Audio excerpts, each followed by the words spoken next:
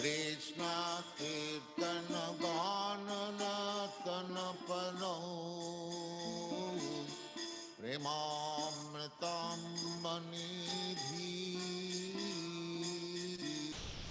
Dhira Dhira Jana Priyal Priyakaral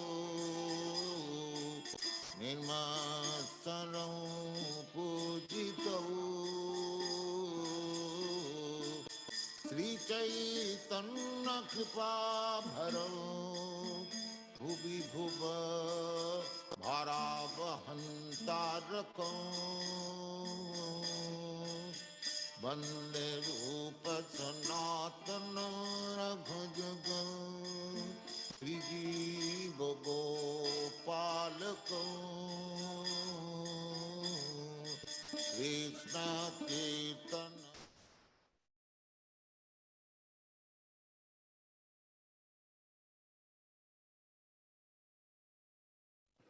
Om Jnana-timirandhasya Jnananjana Salakaya Chakshurunmilitam Yena Tasmai Shri Gurave Namaha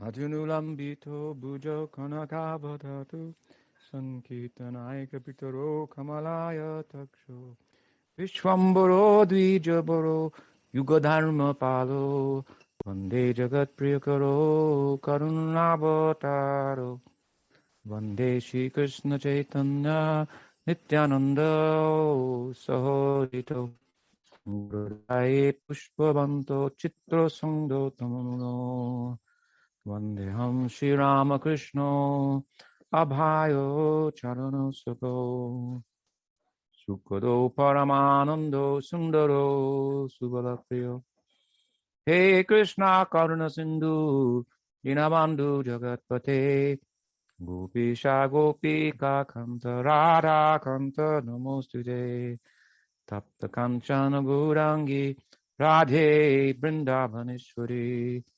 Vrishabhanu Sute Devi Pranamami Hari Priye.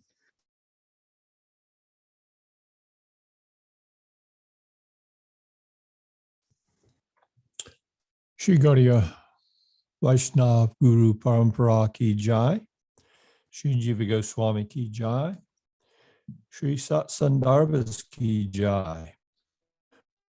Yes, devotees, thank you for participating in this presentation on Sri Krishna Sandarbha. We will continue with our discussion of the 26th Anucheda today. Hopefully today we will conclude the 26th Anucheda. And today's discussion will deal with the Paribhasa Sutra and the fact that how it is viewed from the Śrīmad Bhāgavatam overrules any other interpretations or scriptural understandings. A quick review here. We are, of course, dealing now with the fourth Sandarbha, the Krishna Sandarbha.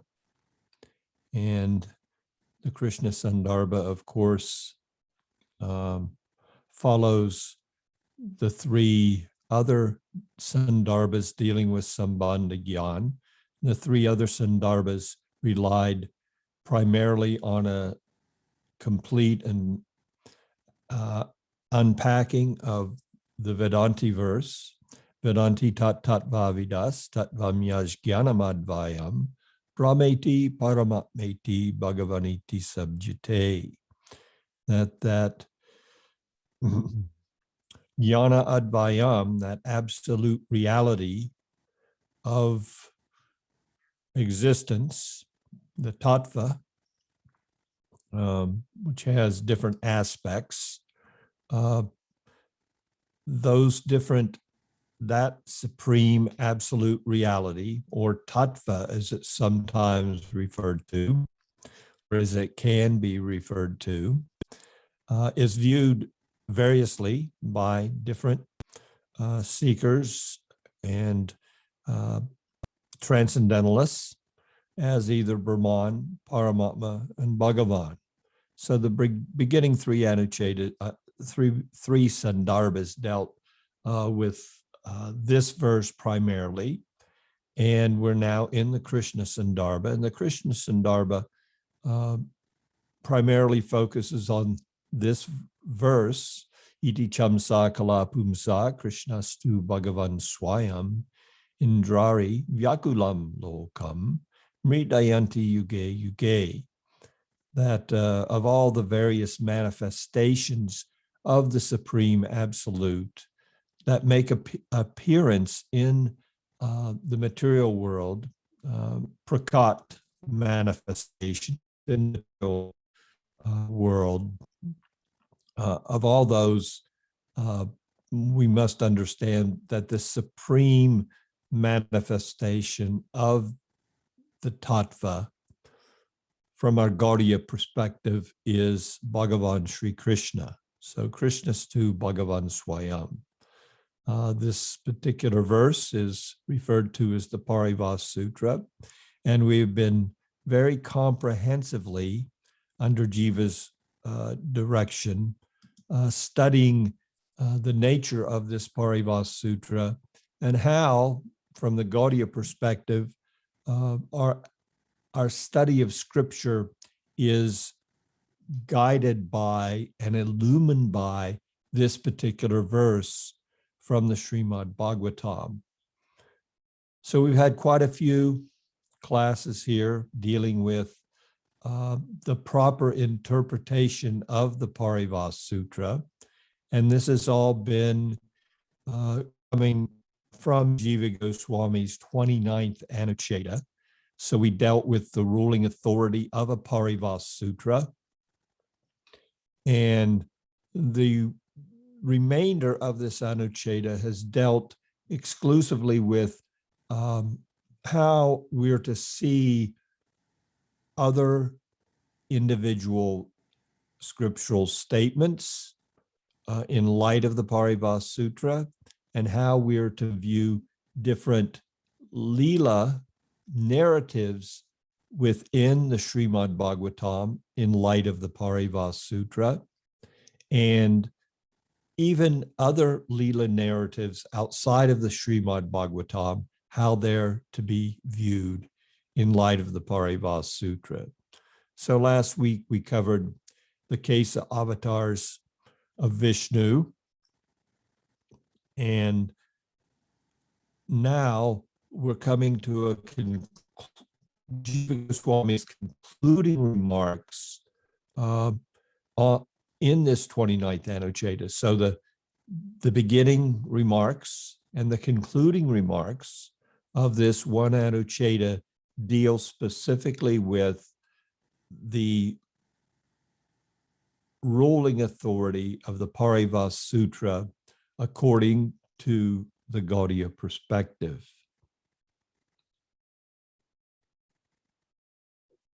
So we'll continue now. So Jiva writes in this last subsection of the 29th Anucheta, moreover, the latter statement regarding Viṣṇu's being impelled to accept 10 avatars is deceptive in nature because it promotes karma's insurmountability by employing words like matsya and kurma, which apply equally to a fish and a tortoise, respectively, and to the avatars of Viṣṇu, such as Matsyadev and Kurmadev. The following verse provides an example of such deceptive usage. Alas, who can describe the evil of gold? Dusura, the poisonous fruit of the Dustura plant, is intoxicating simply because it bears the same name as gold.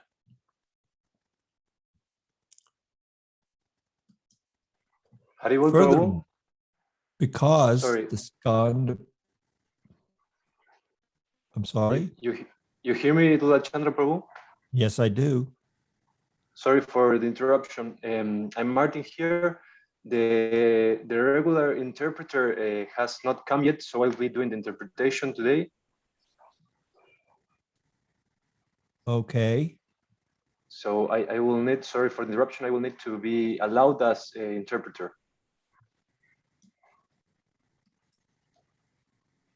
Thank you very much. Sorry All for right, the there you go. Haribol.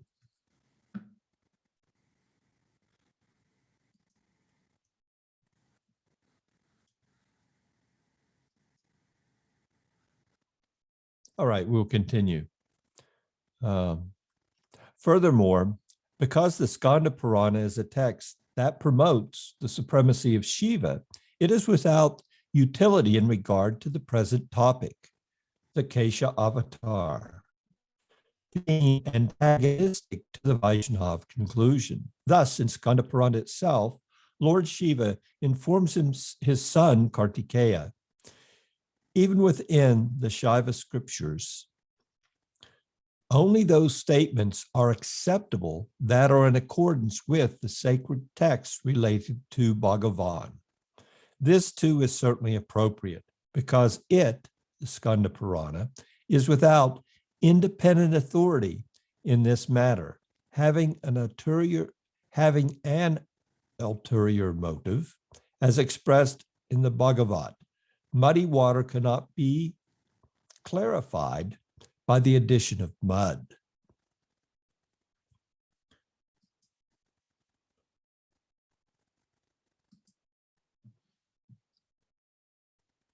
We'll read one more part of the Anucheta.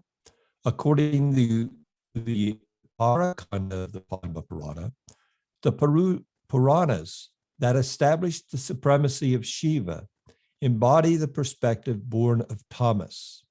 In the Matsya Purāṇa also, they are said to consist of stories assimilated to tamas, and it was appropriate for the senior Sūta, the speaker of the Skanda Purāṇa, who did not study Śrīmad Bhāgavata or Śrīmad Bhāgavata, and who disrespected Sri Balaram, to utter such statements born out of imperfect knowledge of the truth of Sri Bhagavān, as is said, such is the account some sages put forth, O wise king, but those who speak in this illogical manner contradict themselves.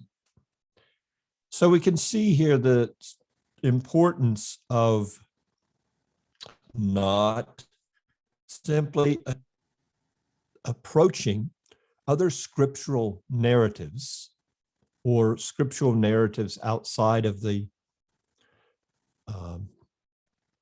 presentation of the Śrīmad Bhāgavatam, and even some of the Leela narratives within the Śrīmad Bhāgavatam, without proper concordance with the understanding of the Paribhasa Sutra. So the Vedic presentation is for the upliftment of the entirety of humanity.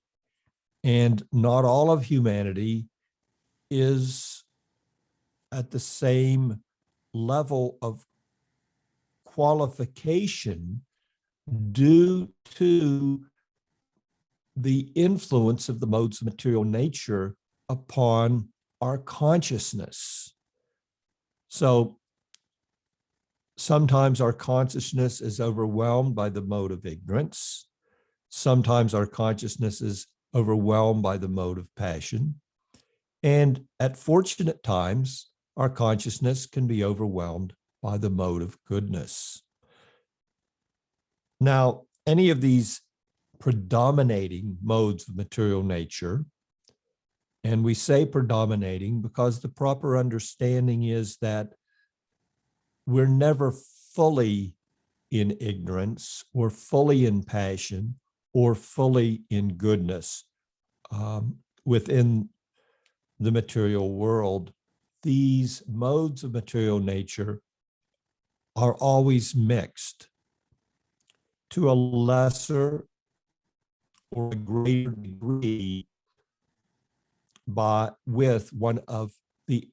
with both of the other modes of material nature.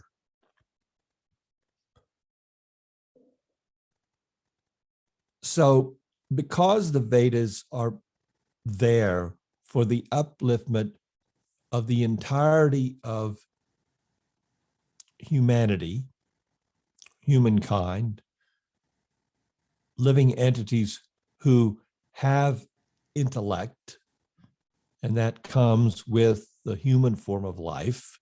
There is also limited intellect with the other forms of life, both the plant and animals, but only in the human form of life are we afforded the opportunity to inquire into the nature of ourselves. So due to the influence of specific modes of material nature, the great sages have provided for our well-being, literatures that cater to our specific consciousness. Now, the glory of the Śrīmad Bhāgavatam is no matter what mode of material nature one may be predominantly influenced by, the Śrīmad Bhāgavatam can immediately, because of its immense spiritual potency, bring one from any mode up to the platform of transcendence under the good guidance of Krishna's unalloyed devotees. So anyone, no one is barred from study of the Śrīmad Bhāgavatam under good guidance. Of course, we have many shastric rules and regulations and different social norms followed by different segments of society, which would try to put some limitation on the power, the transcendental potency and power of the Śrīmad Bhāgavatam. But specifically with the advent of Sri Chaitanya Prabhu, he cast aside all those social conventions and declared boldly that irrespective of whatever position one may be in, according to social evaluation or social norms, if they understand the nature of transcendence and devotion, then they're qualified to make disciples all over the world. So if they know bhakti, if they've been touched by bhakti, and they are qualified to disseminate transcendental knowledge independent of social convention. Back to the subject at hand, Jiva Goswami here is pointing out to us that certainly the Vedas, of which the Purāṇas are part of the overall scriptural presentation available for humanity, irrespective of those particular presentations for those influenced by tamas or rajas, we cannot simply go to these Purāṇas and pick and choose different Leela narratives or different verses take them out of context and use them as authoritative for our spiritual well-being and for our understanding of the absolute truth, for inclusion in the various truths that comprise the knowledge of a sampradaya. Certain narratives do not fit, and this particular ending of the 29th Anucheta is meant to give us an insight into this. Jiva himself is taking a very, very firm position here in regards to the various statements and making it clear to us that they have to be seen in light of the Śrīmad Bhāgavatam generally and the Paribhasa Sutra specifically. So we cannot take this whole narration, the whole keśā narration, the two hairs from the head of Viṣṇu, and apply a literal interpretation. And we can't take statements from other Purāṇas which seem to classify Bhagavān Sri Krishna as in the same, as equal to or in the same category of avataric descents as other manifestations, the other Leela avatars, Guna avatars, Yuga avatars within the material realm. They're not all equal. They're not all one. And the Paribhasa Sutra rules supreme for a proper understanding. Now, it will become abundantly clear as we go forward from this 29th Anucheta. Jiva Goswami is not done with this subject, because from here going forward, he further fortifies by the common logic, nyaya, of pounding the post in establishing a fourfold army in protection of the Paribhasa Sutra.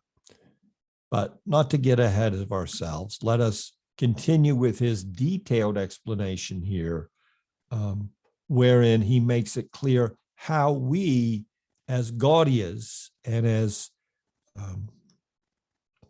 studious students, attentive students to his toolage, are to properly understand these other statements. So he continues, by such an assertion from Śrīmad Bhāgavata, statements to the contrary from other Purāṇas are superseded. This is to be understood in the same manner as the overruling of one injunction by another in the ritual portion of the Vedas, such as the statement, we shall drink soma and become immortal, from the Rig Veda, being overridden by the contravening statement, just as in this world the objects acquired through diligent effort, karma, are subject to decay, so also in the next, i.e. heaven, the results acquired through virtue will also wither away. Here also the logic quoted above is seen to be applicable. But those, and he quotes the logic from the Śrīmad Bhāgavatam's 77th chapter of the 10th canto, Prayers of the Personified Vedas. But those who speak in this illogical manner contradict themselves, having forgotten their own proper statements. So this is self-evident. A statement from the Rig Veda that says that we drink soma and we become immortal is certainly overridden by a statement from the Chandogya Upanishad, which makes it clear that everyone within the material world is subject to the ravages of time, even the residents of heaven. So we can drink soma and go to heaven. And from our perspective, from the common knowledge that one would have, it seems like an eternity. You are immortal. To live in one body for thousands of years is an eternity from our perspective, just as our lifetime in a human body is an eternity from looked at from the perspective of an ant who, I'm not sure of their exact lifespan, but it is not 80, 100 years in human duration of life. So to them, we look like gods. We are immortal. We have intelligence. We have arms. We can do so much. Jiva Goswami continues in this Anucheta, and this is a long subsection, and we will hopefully get through the majority of it today. Therefore, what the senior Sūta expressed in that regard in Skanda Purāṇa concerning Krishna's being the keśāvatāra of Viṣṇu was merely his own doubt pertaining to Bhagavān's inconceivable nature. Such logical uncertainty being indicated in statements such as, one should not strive through reason alone to apprehend the transrational. We cannot underestimate the significance of how Jiva is very methodically bringing these points home for us. And even though the specifics of all the arguments he's making to make it clear beyond any doubt the position of Bhagavān Sri Krishna, Krishna stu Bhagavān Swayam, the Supreme Personality of Godhead, even though, as I said, we may not be able to fully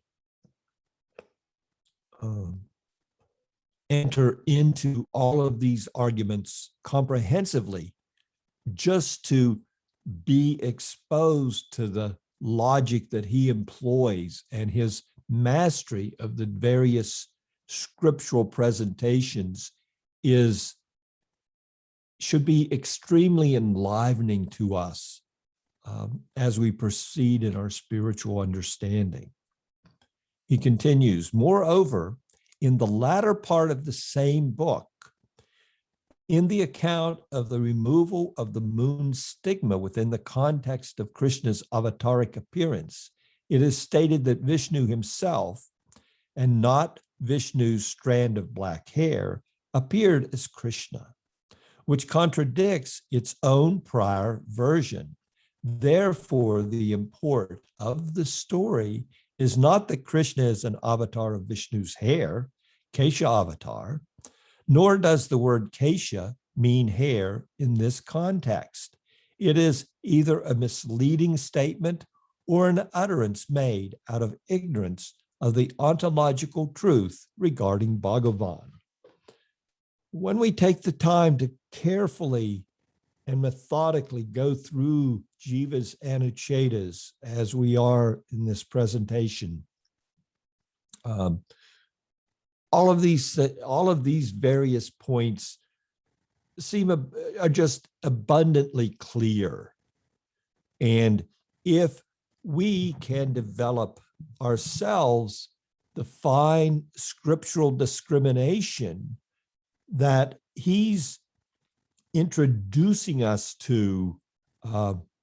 It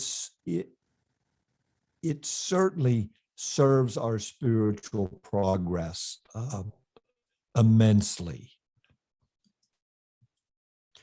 He continues, in light of the above, we can now examine the meaning of the words from the relevant verses of the Viṣṇu Purāṇa and other Purāṇas as follows. From the verse of Mahabharata cited in Sankaracharya's commentary on Sahasranama, the word Kesha means array, amsu. He quotes from the Mahabharata, O best of sages, because my rays, which shine brilliantly, are called Kesha, the all-knowing ones call me Keśāva.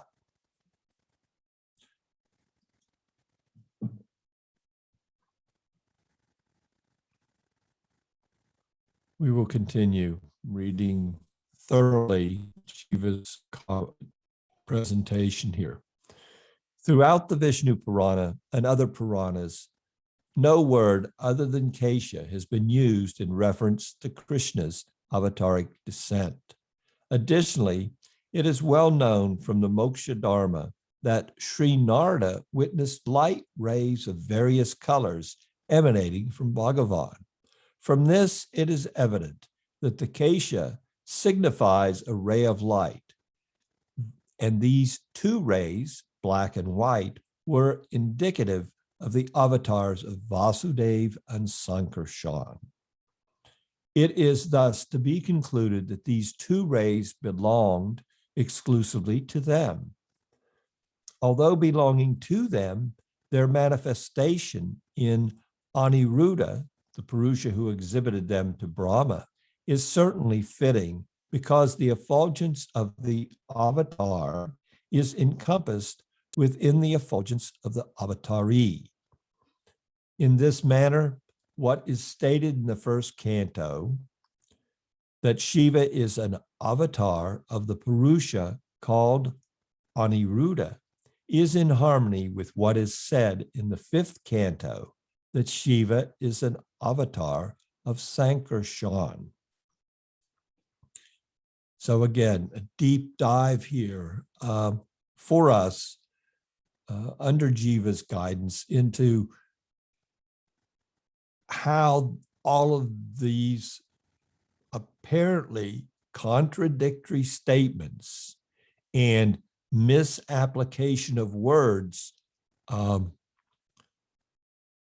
properly harmonized with a deep and comprehensive understanding of the Siddhanta of our Sampradaya, and specifically the overriding understanding of Krishna's to Bhagavan Swayam. So this word Kesha, Jiva's giving us, this is referring to rays, and the black and white rays are an indicator. They're indicative of the avatars Vasudeva and Sankarshan.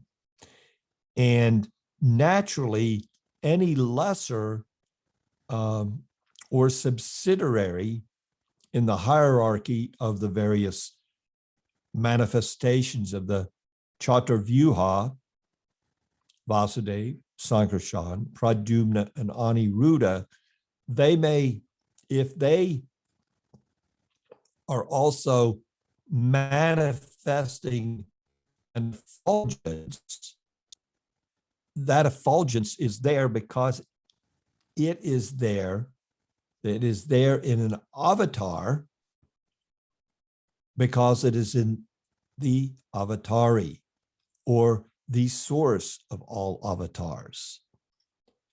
So all this properly harmonized as Jiva has presented here. Thereafter, the meaning of the verse, Ujaharat Mana, keśāvatāra, he uprooted 2 of his hairs, that's from the Viṣṇu Purāṇa, is as follows. The verb ujjahara, uprooted, is used in the sense of uplifted, udritavan. This means that he displayed these 2 rays of light, keśāmsu, which were amsas of Śrīvāsudeva and Sankarshan, having manifested them from himself, Atmana. Here it is to be understood that even by displaying just these 2 rays of light, merely a part of the whole, what is indicated is the manifestation of the complete whole itself, just as when on seeing a part of Sumeru mountain, one may say, this is Sumeru, referring to the mountain as a whole.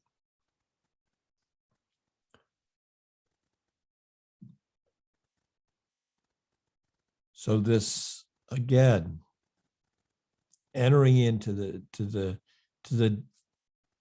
heart of the understanding here, that this manifestation of Krishna and Balaram that is spoken of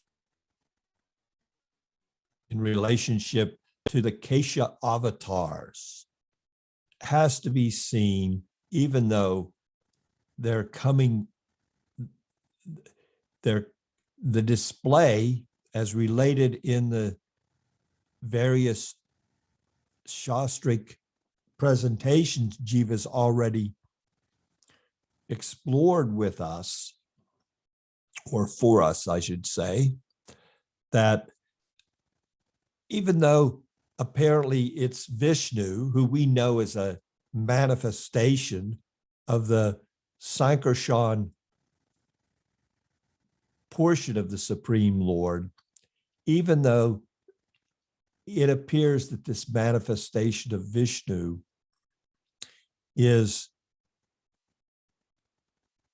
has in these scriptures uprooted 2 of his hairs, really it simply means that he has bowed down to 2 rays of the light that emanates from the topmost personality, Lord Sri Krishna, and his immediate expansion, Baladev. Any other interpretation does not stand up. Now we offer an explanation of the verses from Mahabharata, beginning with Sachapi Keśāv. The verb udbabarhe, uprooted, means that Bhagavān Hari displayed these 2 rays, having extracted them from himself by the power of yoga. The word cha, expressing connection to the preceding discussion in Sachapi, incorporates the meaning of the prayers offered by the devas conveyed earlier. The word api, expressing inclusivity, indicates that the causal agency in the matter of displaying these 2 rays is attributed to Bhagavān Sri Krishna and Sankarshan as well. So Jiva's really not leaving any room in his explanation here at the end of the 29th Anucheta for a misreading or a misunderstanding of any of the various statements from the various narratives which he's brought forth here in relation to the keśāvatāra incident. He goes on and he bores down even deeper. The indeclinable cha in tau cha apiti, signifying the conjunction of words not directly spoken in the utterance, means that Bhagavān and Sankarshan personally entered into Devaki and Rohini respectively. Additionally, this same word cha indicates that later on, these two rays also entered into them, Krishna and Balaram, having attained unity, tadatmya, with them. The word api in the same phrase indicates that wherever these two rays entered, he, Mahavishnu, and his amsas also followed. On the other hand, the statement, one of them became Balaram, is made with the intention of pointing out their attainment of identity of Amsa and Amsi, as in the statements, Nara becomes Narayan, and Hari, Narayan himself, becomes Nara.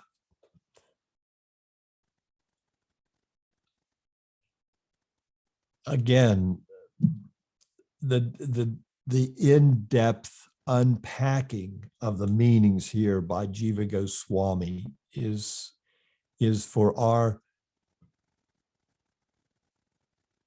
comprehensive appreciation of the narration when seen in the proper light of transcendental understanding that pours forth from the Paribhasa Sutra.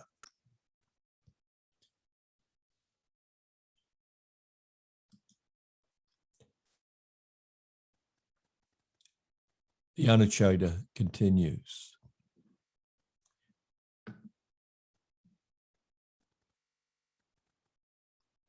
Keśāva is well known as the presiding deity of the Mahayogapith at the place called Keśāva in Sri Mathura, and he indeed is Kṛṣṇa. Consequently, this will be illustrated later, discussed in Anucheta 63.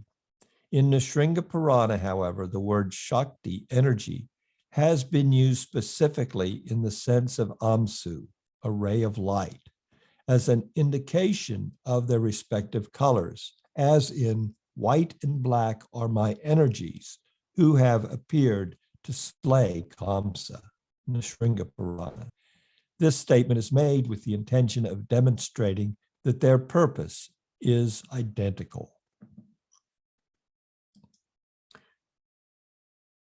This strategy, however, is not found in Śrīmad Bhāgavata.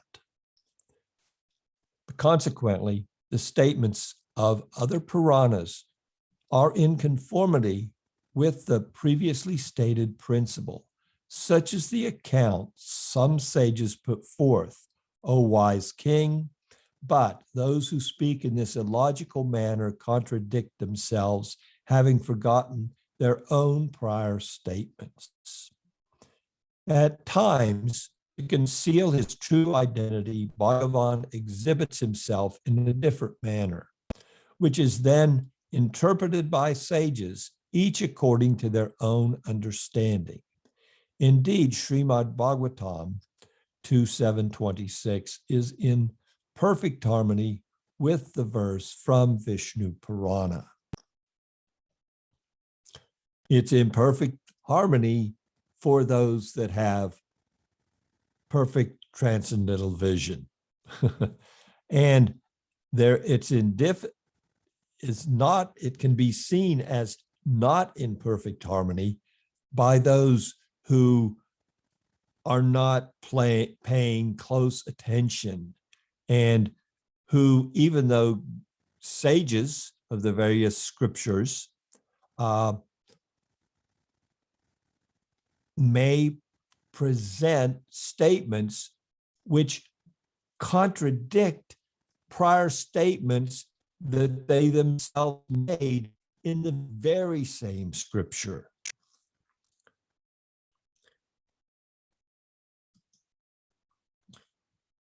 In Śrīmad Bhāgavatam 2.7.26, the adjectival phrase Kalaya Sita Krishna Kesha, who appears as white and black hair through his part, Kala, should be understood as follows.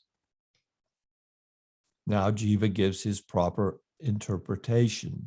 the one who, by virtue of his partial manifestation, Kala, or in other words, Amsa, is Sita Krishna Kesha, meaning one in whom such potencies are present, that very Bhagavān himself will appear on earth. Therefore, even the statement of Sri Harivamsa Purāṇa, which propounds this type of appearance of the Purusha called Narayan, has been expressed with the specific intention of describing the drawing forth of the effulgence of Narayan and others into Sri Krishna. Additionally, the entrance of all avatars into him, Krishna, is to be depicted with appropriate logic. Again, from our Gaudiya perspective, as brought forth from the Śrīmad Bhāgavatam and other scriptural statements in support of the conclusions of Śrīmad Bhāgavatam, we know that when Swayam Bhagavan Sri Krishna manifests his pastimes, Prakat Leela, within a material universe, all of his various expansions enter into him during such a descent by Krishna himself and a manifestation of his Leela for the benefit of humanity. So all these statements in relationship to the effulgence, two rays of light, all of them have to be seen in concordance with this deep Gaudiya understanding that when Krishna appears, all of his expansions are within his very form of Bhagavan Sri Krishna. Consequently, although in Padma Purāṇa, Uttarakhanda, he is counted among the general avatars, yet in the context of deciding who is supreme among them, three are broadly said to be preeminent. Nrsimha, Rama, and Krishna are complete in 6 opulences. That's from the Padma Purāṇa, Uttarakhanda section. Moreover, among the 3 of them, the superiority of Sri Krishna is implied by the rule of the increasing importance of the consecutive members of a set. In other words, just the way the verse was presented in the Padma Purāṇa, the sequence of the various manifestations of divinity, Nrsimha, Rama, and Krishna, the fact that Krishna is the last mentioned speaks to his superiority over the other 2.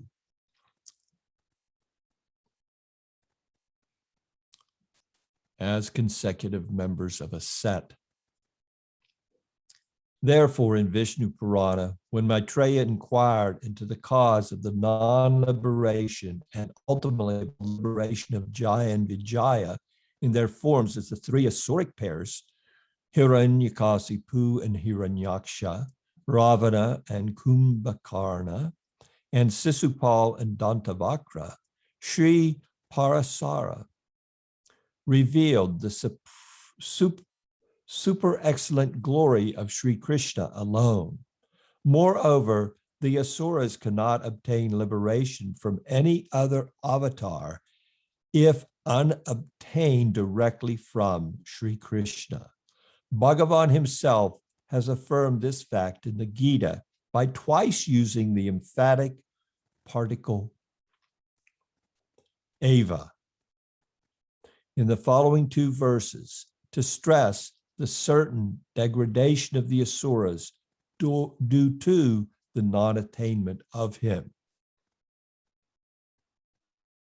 I perpetually hurl these vicious, cruel, inauspicious, and most degraded among men into demoniac species alone, Eva, to revolve in the cycle of birth and death. O son of Kunti, attaining repeated birth in demoniac species, such full certainly, Eva, do not attain me, but sink down instead to still lower births. It is learned from scripture that on occasion, those who are inimical to Bhagavān attain mukti through the power of fixation, smarna on him. But it is never stated anywhere that any other avatar or avatari can grant liberation to all those who despise Bhagavān. Hence, Parasara pointed out that the supreme manifestation of majesty, Aishvarya, is present only in Sri Krishna, since he alone is able to award liberation even to those who could not attain it from any other avatar. Certainly, Sri Parasara gave a most fitting reply. So here, Jiva Goswami is using to fortify his arguments the fact of Bhagavan, Sri Krishna, Krishnastu Bhagavan Swayam, is the source of all other avataric descents. He's pointing to his Aishvarya, his various manifestations of majesty. And the topmost is often that quality of Aishvarya, which is topmost, is his infinite mercy. And that infinite mercy is displayed when he liberates those that are inimical, the demoniac. Such Aishvarya is not displayed by any other manifestation of the Supreme Lord. This is only done by Sri Krishna himself.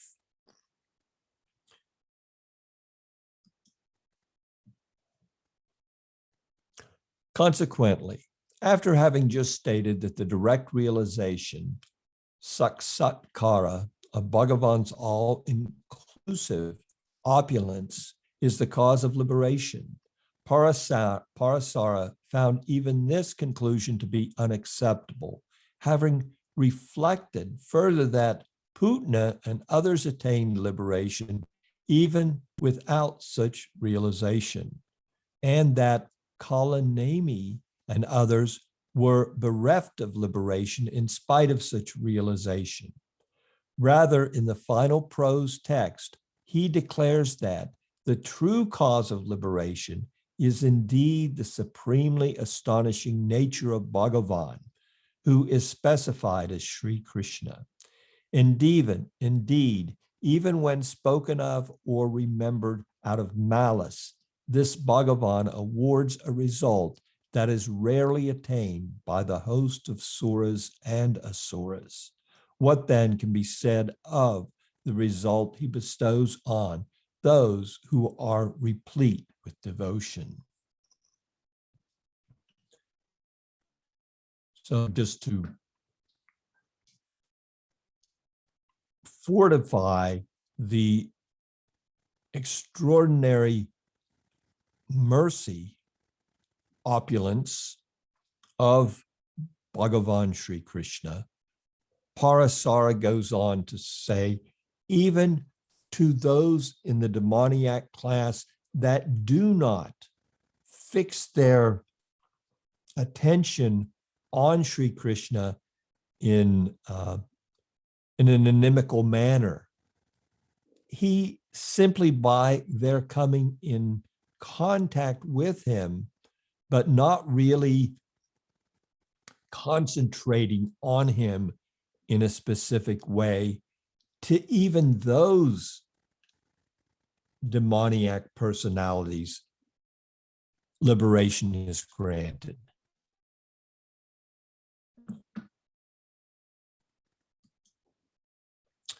From the above, it is to be understood that in the view of the Bhagavata, Jaya and Vijaya were required to take 3 births because their liberation was possible only through Sri Krishna. For this reason, Sri Narada made the following declaration specifically in regards to him. From the Śrīmad Bhāgavatam, Narada speaks, out of enmity, kings like Sisupal, Pundra, and Salva constantly thought of Krishna's gait, play, glance, and so on, even while lying down on their beds or sitting comfortably. Consequently, their minds were imprinted with the shape of Krishna's form, and ultimately they attained the liberated state of similarity with his form. What then can be said of those whose minds are lovingly attached to him?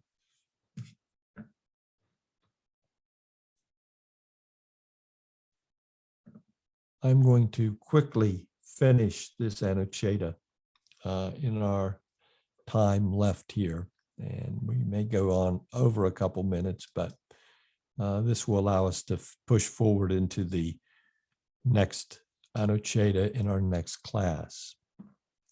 Another verse from the Śrīmad Bhāgavatam, spoken by Sri Brahma. Pralamba, Dhanuka, Baka, Kesha, Arista, and wrestlers Shanura and Mustika, the elephant, Kuvalapida, Kamsa, Kalayavana, Naraka, Pundraka, and others such as Salva, Dravida, Balvala, Antavakra, and the 7 bulls, Sambara, Viduratha, Rukmi, the kings of Cambodia, the Matsyas, the Kurus, the Kekayas, the Srinjayas, and other warriors on the battlefield armed with bow will be killed by Sri Hari Krishna himself under the names of Balaram, Arjuna, Bhima, and so on, and will attain to his abode.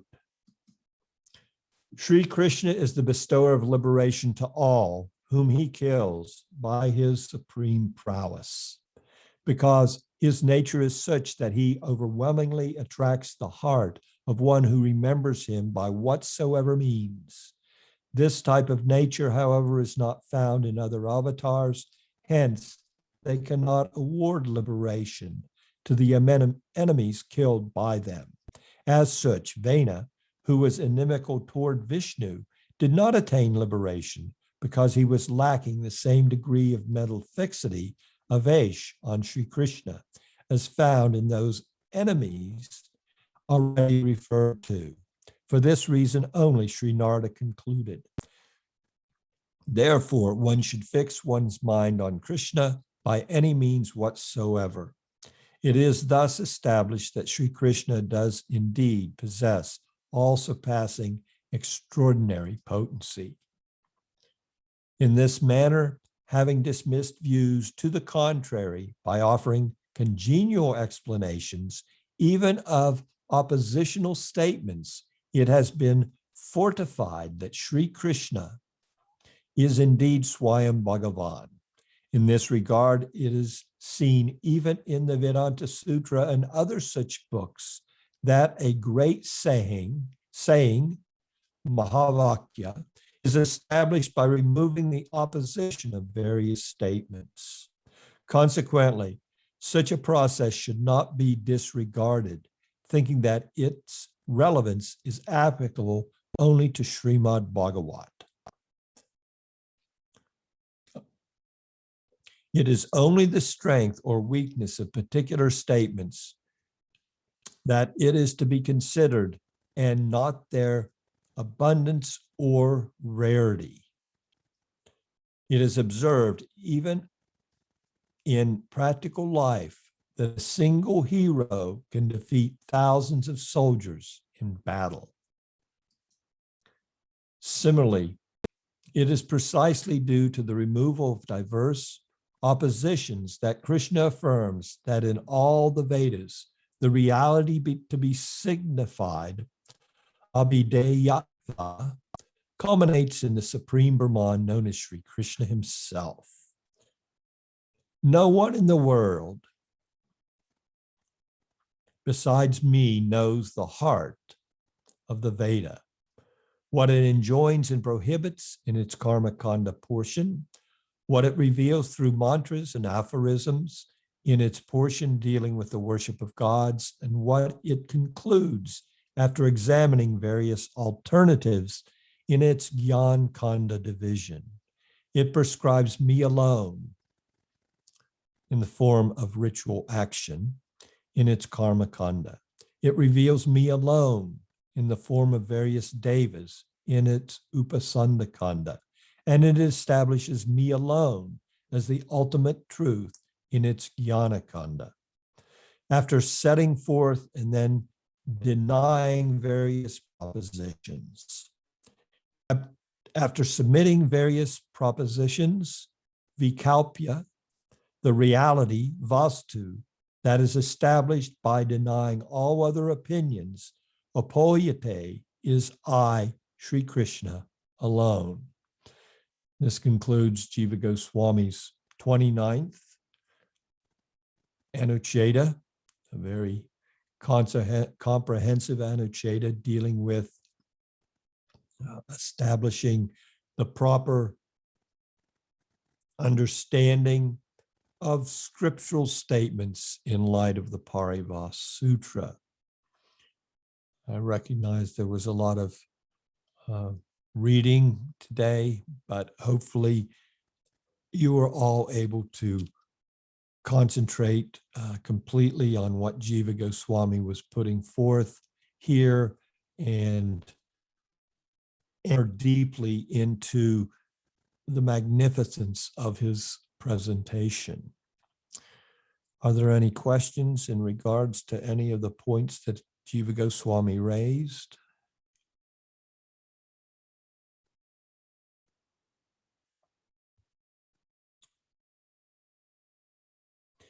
If not, I will thank you so much for your kind association and attendance. Vanchakāpatubhyascha, Kripasinabhivacha, Patitanam Pamanebhyo, Vaishnavidyo Namo Namaha. Hare Krishna.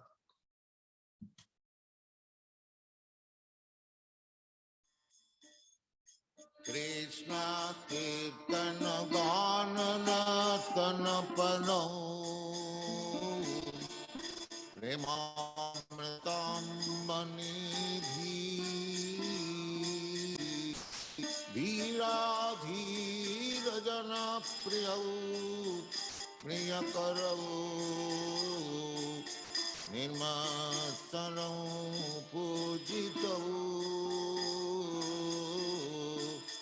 Sri Chaitanya Kripa Bharau Bhubi Bhuva Bharavahantarakam Vande Rupa Sanatana Raghujagam Sri